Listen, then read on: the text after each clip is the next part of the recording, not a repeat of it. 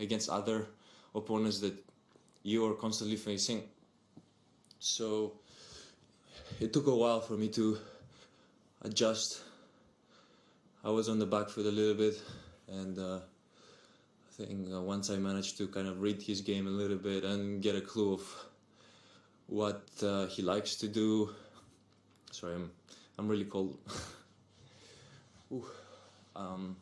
Things worked out pretty well. Any questions in the room? 2 matches in, just wondering how you're feeling physically, and in particular how the elbow's holding up, especially with a long match today. I feel like I'm getting physically better in every single one of my matches, and my elbow hasn't been bothering me since Sydney. So I see a very good progression since then, and I'm happy to be able to play that way.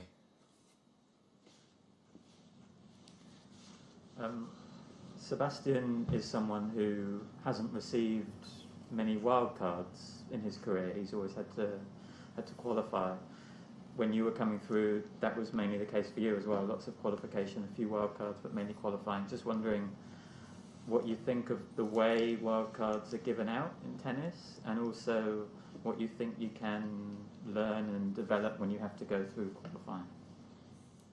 Well, Sebastian has earned his way through, and by playing lots of qualifying rounds and having to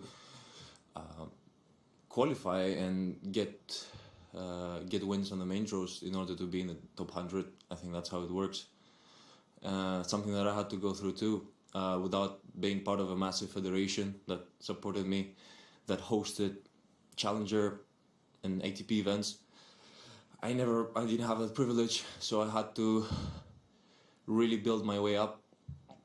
I did have a few wildcards. I think first one was in Rotterdam, with the help of my agent at the time, and I think also Richard Krajicek, which helped me a lot. You know, he at the time I was #1 junior, ITF junior, and he really wanted to help and gave me the opportunity to play in Rotterdam, where I played for the very first time a big name like Jo-Wilfried Tsonga, and for me it was an amazing experience to be walking on that court and trying to give it my best. So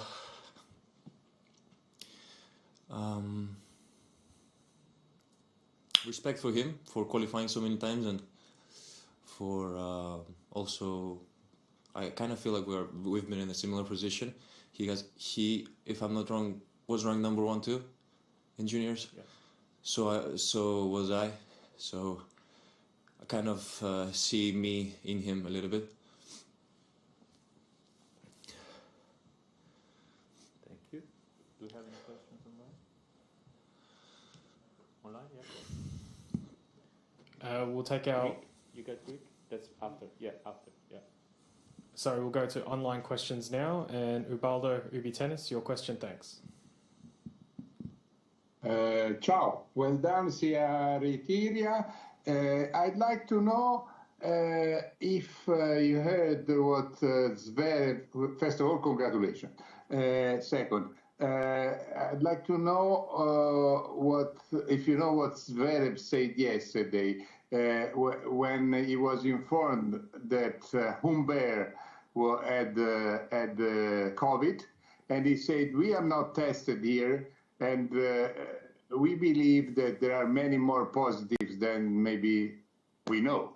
What is your reaction to that? What do you feel about that? Do you think everyone should be tested every 2 or 3 days, even if you're playing there, or not? Because strange enough, in Australia, the rules are quite strong. Yeah, they're very strict. Well, it's the responsibility of each and every athlete to test themselves regularly to see whether or not they're positive, which has been the case for me. I have been trying to get a few antigen tests and rapid tests to see whether or not I'm positive, which is a responsibility that I have to. It's something that I have to do in order to see if I'm 100%. And so far I have been following it from time to time, yes.